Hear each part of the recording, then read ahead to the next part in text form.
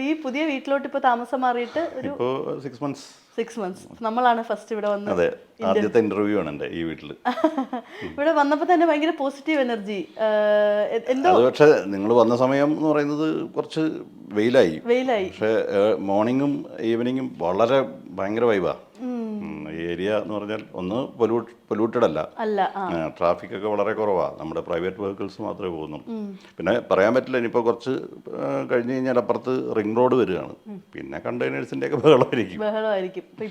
എനിക്ക് city life എനിക്ക് ഭയങ്കര ബോറിംഗ് ആയി, ഇഷ്ടമല്ല. അതുകൊണ്ടാണോ സിറ്റിന്നൊക്കെ ഒന്ന് മാറി? ഞാൻ മനഃപൂർവ്വം അങ്ങനെ മാറി താമസിച്ചതാണ്. അപ്പോൾ ഇത് നമുക്ക് എല്ലാ സൗകര്യവും ഉണ്ട്. ഇപ്പോൾ എല്ലാം ഒരു 2 കിലോമീറ്റർ ചുറ്റളവിലാണ്. ഇപ്പോൾ കാട്ടാക്കട എന്ന് പറയുന്ന സ്ഥലം സിറ്റിയെക്കാളും ഭയങ്കരമായിട്ട് ഡെവലപ്ഡ് ആണ്. ഒരു രാമേന്ദ്രൻസ്, വിസ്മയ, രാജകുമാരി എല്ലാം അങ്ങനത്തെ സ്ഥലങ്ങൾ. സിറ്റി വിട്ട് ഇച്ചിരി ഒന്ന് ഉള്ളിലോട്ട് വന്നപ്പോഴത്തേക്ക് ഇവിടെ സിറ്റി ആവുന്നല്ലേ? അതെ അതെ അതെ, ആണ് ഇഷ്ടം. എന്ത് പറ്റി സിറ്റിയൊക്കെ സിറ്റി മടുക്കാൻ അങ്ങനെ കാരണമൊന്നുമില്ല. ഞാൻ ബേസിക്കലി എനിക്ക് സിറ്റി ലൈഫ് ഇഷ്ടമില്ലാത്തൊരു മനുഷ്യനാണ്. പറ്റിയ മൂന്നാർ പോയി താമസിക്കണം എന്നൊക്കെ ആഗ്രഹം. പക്ഷേ ഷൂട്ടിംഗ് നമുക്ക് പർപ്പസ് ഉള്ളത് കൊണ്ട് മാത്രമേ ഉള്ളൂ. നമ്മൾ ഷൂട്ടിങ്ങിന് വരാൻ ബുദ്ധിമുട്ടാണെന്നല്ലോ വിചാരിച്ചിട്ടാ. അല്ലെങ്കിൽ എനിക്ക് ഇടുക്കി അങ്ങനെയുള്ള സ്ഥലമൊക്കെ ഇഷ്ടം. അത് ഒരുപാട് പേർക്ക് ഇങ്ങനെ ആഗ്രഹം ഉണ്ടല്ലോ, എപ്പോഴെങ്കിലും ഈ ഇടുക്കി, മൂന്നാർ അവിടെ. അത് നമ്മൾ ടൂറിസ്റ്റിന് പോകുന്നതിനേക്കാളും നല്ലത് അവിടെ ചെന്നൊരു, എനിക്ക് വലിയ വീടിനോട് താല്പര്യമില്ല. എനിക്കൊരു ഒന്നാമത് നമുക്ക് വീട് എന്ന് പറയുന്നത് പീസ്ഫുൾ ആയിരിക്കണം എന്ന് മാത്രമേ ഉള്ളൂ. നമ്മുടെ ഒരു വലിയ വീട് വാങ്ങിച്ചു വെച്ചിട്ട് മാറാലയും പിടിച്ച് വൃത്തിയാക്കാതെ, അല്ലെങ്കിൽ പിന്നെ അതിന് തക്ക ആൾക്കാർ വേണം. അപ്പോൾ അതില്ലാതെ പക്ഷെ നമ്മൾ ഷൂട്ടിങ്ങിനൊക്കെ പോയിട്ട് വരുമ്പോഴേക്കും അകത്ത് കയറുമ്പോൾ ഒരു വല്ലാത്തൊരു ഇതായിരിക്കും. കുഞ്ഞു വീടാകുമ്പോൾ നമുക്ക് മെയിൻറ്റെയിൻ ചെയ്യാൻ എളുപ്പമുണ്ട്. പിന്നെ ആൾക്കാർ എന്താ പറയുക, ആൾക്കാരുടെ എണ്ണം അനുസരിച്ചല്ലേ താമസിക്കാനുള്ളൊരു സ്ഥലം തിരഞ്ഞെടുക്കുന്നത്. പിന്നെ ചേട്ടൻ്റെ ഇപ്പം പറഞ്ഞിരുന്നല്ലോ, നമുക്കിപ്പോൾ വലിയ വീട് ആയാൽ പോലും ഒരു സമാധാനം അതെല്ലാം വേണമെന്ന്. ചേട്ടൻ്റെ ഒരു പെർസ്പെക്റ്റീവിൽ എന്താണ് ഒരു ഹോം, എന്താണ് ഒരു സമാധാനം? നമ്മൾ ഇപ്പം ഷൂട്ടിങ്ങിന് പോയി കഴിഞ്ഞാൽ നൂർജഹാൻ അറിയാമല്ലോ, രാവിലെ പോയി കഴിഞ്ഞാൽ പിന്നെ വൈകുന്നേരം 10 മണിക്കൊക്കെ ആയിരിക്കും കയറി വരുന്നത്. അപ്പം നമ്മൾ വീട്ടിനകത്ത് കയറുമ്പോൾ ഒരു ഫ്രഷ്നെസ് ഫീൽ ചെയ്യുക എന്നുള്ളത് മാത്രമാണ്. അപ്പോൾ ഞാൻ പറഞ്ഞില്ല, ഒരുപാട് സർവൻസും കാര്യങ്ങളും വീട് അതുപോലെ മെയിൻറ്റെയിൻ ചെയ്യാനും ഒക്കെ ആൾക്കാരുണ്ടെങ്കിൽ ഓക്കെ, വലിയ വീട് എന്നാലും കുഴപ്പമില്ല. ഇപ്പം പല വീടുകളും എനിക്കറിയാവുന്ന ആൾക്കാരും വളരെ വലിയ നല്ല വീടുകളൊക്കെ പണിതിട്ട് നമ്മൾ ഫസ്റ്റ് പാലുകാച്ചിന് പോകുമ്പോൾ നല്ല രസമായിരിക്കും. ആഫ്റ്റർ ഇയർ, ഒരു വർഷം കഴിഞ്ഞിട്ട് നമ്മൾ പോയി കഴിഞ്ഞാൽ അവരതുപോലെ മെയിൻറ്റെയിൻ ചെയ്യുന്ന ആൾക്കാരാണെങ്കിൽ പലരും മെയിൻറ്റെയിൻ ചെയ്യുന്നുണ്ട് കേട്ടോ. ചെയ്യാത്തവരുടെ എന്ന് പറഞ്ഞാൽ പൊടിയും പിടിച്ച് മാറാലയും പിടിച്ച് അങ്ങനെ ഒരു നെഗറ്റീവ് എനർജി കൊണ്ടുവരേണ്ട കാര്യമുണ്ടോ? ഇപ്പം നമുക്ക് എല്ലാവർക്കും ആഗ്രഹം വലിയ വീടുകൾ പണിയുക എന്നുള്ളതാണ്. അപ്പം ഈ വീട് പണിയുന്നതിൻ്റെ ഒരു പർപ്പസ് ആലോചിച്ചാൽ മതി, അത്രേ ഉള്ളൂ. ഇപ്പം ചേട്ടൻ്റെ സിനിമ ജീവിതത്തിലോട്ട് നമ്മളിങ്ങനെ തിരിഞ്ഞു നോക്കുകയാണെങ്കിൽ 1980 ആ കാലഘട്ടത്തിൽ തുടങ്ങിയതാണ്.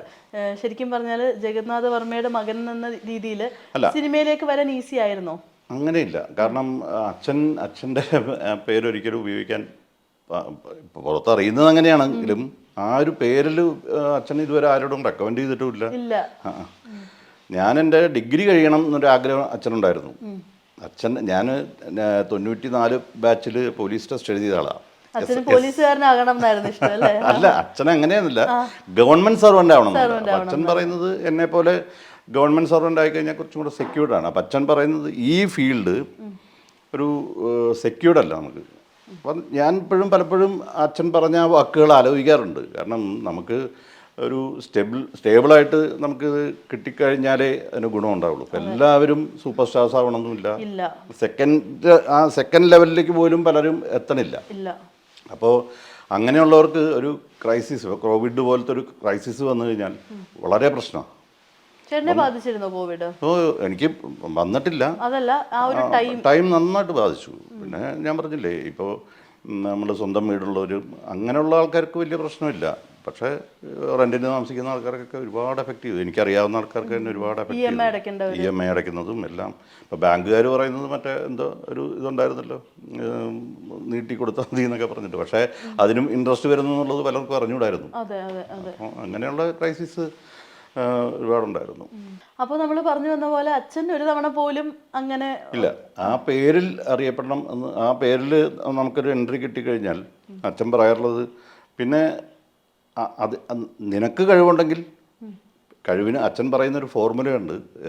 85% ലക്കാണ്, ഒരു 10% കഴിവും 5% പിന്നെ കൈമണിയും കാര്യങ്ങളൊക്കെയാണ് എന്നുള്ളത്. പക്ഷേ ഇന്നുള്ളവരെല്ലാവരും കഴിവുള്ള ആൾക്കാരാണ്. നമ്മുടെ ന്യൂജൻ ആൾക്കാർ മാത്രമല്ല, ഇപ്പം നമ്മുടെ പഴയ സൂപ്പർ സ്റ്റാർസ് അല്ലെങ്കിൽ അന്നത്തെ കാലഘട്ടത്തിലുള്ള ആർട്ടിസ്റ്റുകൾ എന്ന് പറഞ്ഞാൽ അപാര കഴിവുള്ള ആൾക്കാരായിരുന്നു. ഇന്നുള്ള ആൾക്കാരും ഇപ്പോൾ സീരിയലിലായാലും സിനിമയിലായാലും പുതിയ ആൾക്കാർ വരുന്നവരെല്ലാം കഴിവുള്ള ആൾക്കാരാണ്, കുട്ടികളെല്ലാം കഴിവുള്ള ആൾക്കാരാണ്. അപ്പോൾ ഞാൻ ചിലപ്പോൾ ഇങ്ങനെ മാറി നിന്ന് നോക്കിക്കാണും. ഇപ്പോൾ കുറേ പേര് ജോലി, വെറുതെ ഒരു ജോലി, പോക്കറ്റ് മണി എന്നുള്ളൊരു ലെവലിൽ വരുന്നുണ്ട്. ചിലർ പക്ഷേ വളരെ സിൻസിയറായിട്ട് അഭിനയിക്കുന്ന പാഷനായിട്ട് തന്നെ വരുന്ന ആളുകളുണ്ട്. അഭിനയിക്കുന്ന ആൾക്കാർ. ആ ഒരു സമയത്ത് ചേട്ടനെ ഇതേപോലെ അരവിന്ദ് സ്വാമിയായിട്ടൊക്കെ എല്ലാവരും പറയുന്നൊക്കെ ഉണ്ടായിരുന്നു അല്ലേ? അതുണ്ടായിരുന്നു. ഞാനയിലൊക്കെ അന്ന് നാന വീക്കിലിയൊക്കെ ഉണ്ടായിരുന്ന സമയമായിരുന്നില്ലേ, അന്ന് ഞങ്ങളുടെ ഫോട്ടോയൊക്കെ വന്നിരുന്നു. അതെ. ആ കാലഘട്ടത്തിൽ ഇപ്പോൾ ജയറാമൊക്കെ വന്നൊരു കാലഘട്ടമായിരുന്നല്ലോ ഞാൻ എൻട്രി ചെയ്യുന്നത്. അതെ അതെ. അപ്പം അന്ന് നമ്മൾ ഒരു സ്വപ്നം കാണുന്നതൊക്കെ അങ്ങനെ ആലമില്ല. പക്ഷേ എനിക്ക് കിട്ടാതെ പോയൊരു ഭാഗ്യമാണ് പത്മനാഭൻ സാറിൻ്റെ ഒരു പടം മിസ്സായതാണ്. ഒരുപാടായിരുന്നു.